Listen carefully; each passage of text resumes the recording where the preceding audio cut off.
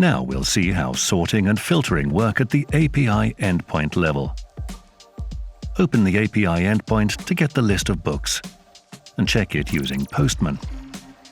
We make a request with some session ID because the endpoint is not public. And the filter's default value, ID, is not null. Let's configure our sorting by year of publication, and in descending order, and it's worked. So, just to be sure, we'll change the order to ascending and check it again. Yes, it all looks great. In practice, we often sort by creation date. That way, the most recent items appear at the top of the list. If we remove sorting completely, all the objects will be presented in random order.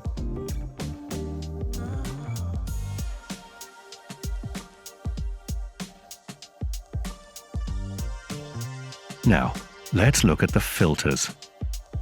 We can set one or more filters united by logical operators for certain fields. For example, year of publication, greater than 1860. Every object in the table will be included under this filter. Let's change it to greater than 1880. And not a single object. Now change it to something in between, greater than 1870. As you see, we get just 2 objects. Now, let's figure out how to associate users and filters. For example, I want the output to have only those books whose owner field matches the user who requested the endpoint. Let's add a new field to the book structure, owner. It's a link to the web user structure.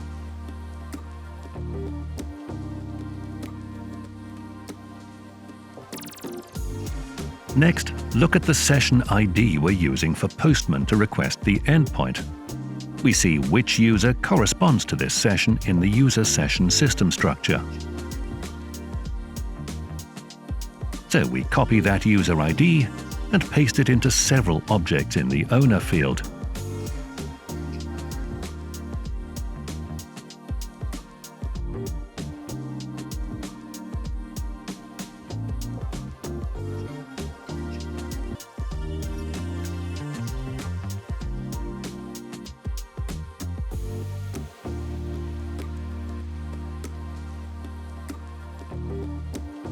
Let's go back to the endpoint configuration and the filters section. Use the template engine to add another condition. Owner equals user ID. As you can see, the top part of the condition returns object and structure fields, and the bottom part gives us object fields from the web user structure. We have one object that satisfies both conditions. If we remove the first condition on the year, we get 2 objects. The ones we added to the owner field, the value of our user.